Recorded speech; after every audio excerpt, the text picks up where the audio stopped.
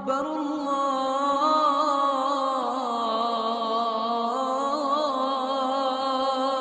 أكبر۔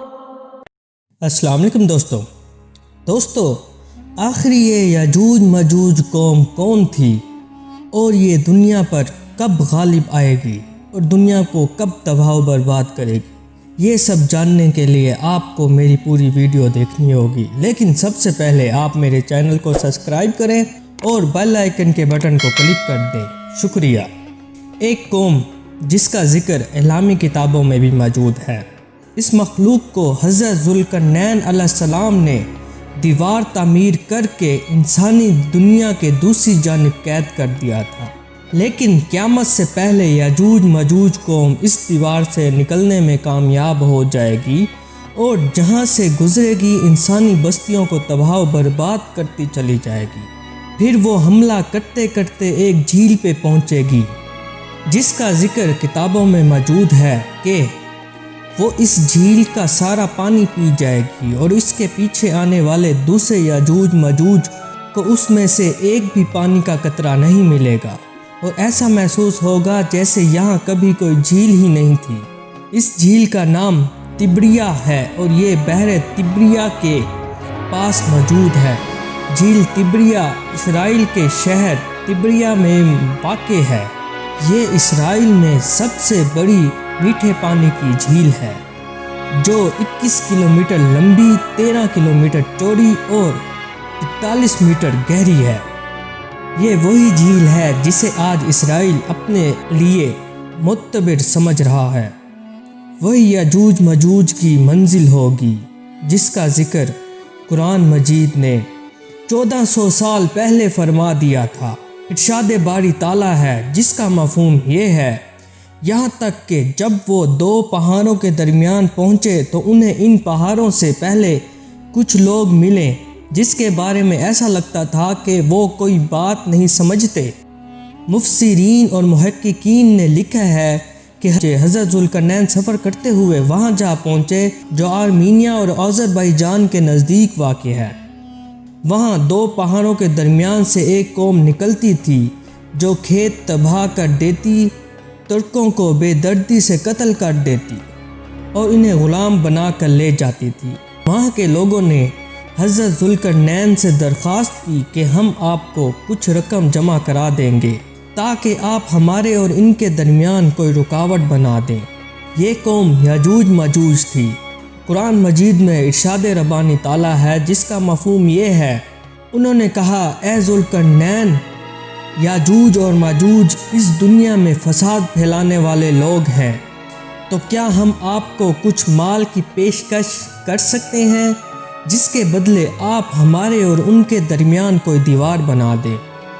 اس پر حضرت ذوالقرنین علیہ السلام نے جواب دیا، اللہ نے مجھے جو اقتدار عطا فرمایا ہے وہی میرے لیے بہتر ہے، لہٰذا تم لوگ میری مدد کرو تو میں تمہارے اور ان کے درمیان ایک مضبوط دیوار بنا دوں گا۔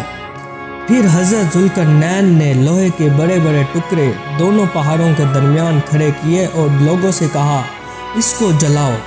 جب وہ سرخ ہو گئے تو اس پر پگھلا ہوا تانبا ڈالا گیا تاکہ لوہے کے ٹکڑے مضبوطی سے آپس میں جڑ جائے اور چکناہٹ کے سبب کوئی اس پہ چڑھ نہ سکے۔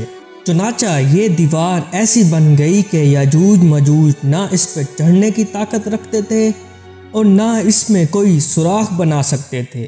کہا جاتا ہے کہ اس کی لمبائی 50 میل اور اونچائی 290 فٹ اور چوڑائی 10 فٹ ہے۔ محققین کے مطابق قرآن مجید کی گواہی سے ثابت ہوتا ہے کہ حضرت ذوالقرنین علیہ السلام نے دو پہاڑوں کے درمیان سفر کیا۔ اس پہاڑی سلسلے میں ایک جگہ بہت بلند ترین پہاڑ ہے جس کے درمیان وہ واحد رستہ ہے جس سے آیا جایا جا سکتا ہے، مگر یہ رستہ مکمل برف سے ڈھکا ہوا ہے جس کے اندر لوہا اور دھات موجود ہے۔ تاریخ کے مطابق یاجوج ماجوج حضرت نوح علیہ السلام کے ایک بیٹے یافس کی اولاد میں سے ہیں جو خانہ بدوش اور وحشی قبائل پر مشتمل تھی۔ ان کی تعداد بہت تیزی کے ساتھ بڑھی۔ یہ حضرت ذوالقرنین کے زمانے تک مختلف قبائل، قوموں اور آبادیوں میں پھیل چکی تھی۔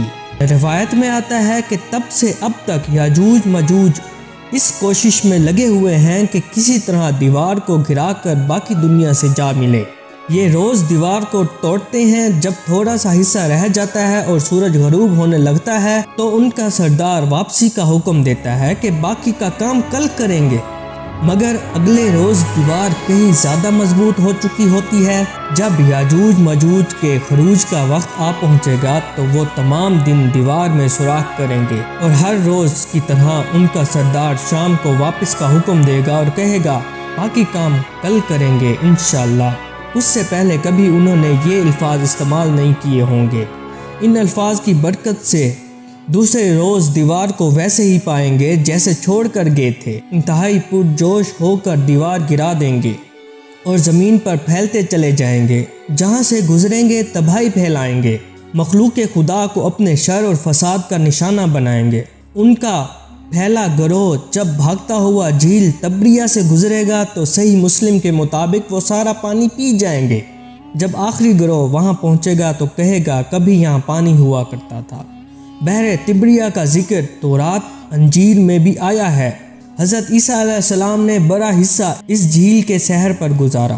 یہاں سے قتل و غارت کرتے ہوئے یاجوج ماجوج بیت المقدس تک پہنچیں گے اور اعلان کریں گے کہ زمین پر ہمارا قبضہ ہو چکا، اب ہم آسمانوں پر بھی قبضہ کریں گے اور آسمان کی طرف تیر پھینکیں گے جو خون آلودہ واپس آئیں گے، کوئی ان کا مقابلہ نہ کر پائے گا۔ حضرت عیسیٰ علیہ السلام اللہ کے حکم سے مسلمانوں کو لے کر کوہ طور پر پناہ لیں گے اور عام لوگ محفوظ مقامات پر بند ہو کر اپنی جانیں بچائیں گے۔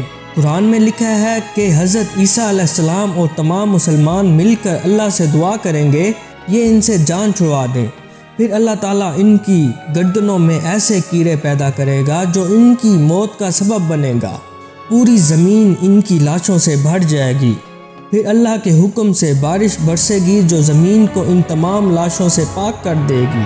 یاجوج ماجوج کے نکلنے کا وقت ظہور مہدی پھر خروج دجال کے بعد ہوگا۔ اس وقت حضرت عیسیٰ علیہ السلام نازل ہو کر دجال کو قتل کر چکے ہوں گے۔ ان کے نکلنے کی ایک علامت بحیرہ تبریہ کے پانی کا تیزی سے کم ہونا بیان کیا جاتا ہے، جس کا حدیث مبارکہ میں ذکر ہے، اور یہی وہ وقت ہوگا جب قیامت قریب ہوگی۔ اللہ پاک سے دعا ہے کہ ہمارا خاتمہ ایمان پر کرے اور ہمیں اپنی پناہ میں رکھے، آمین ثم آمین۔ دوستوں دعاؤں میں یاد رکھیے گا۔ اللہ حافظ۔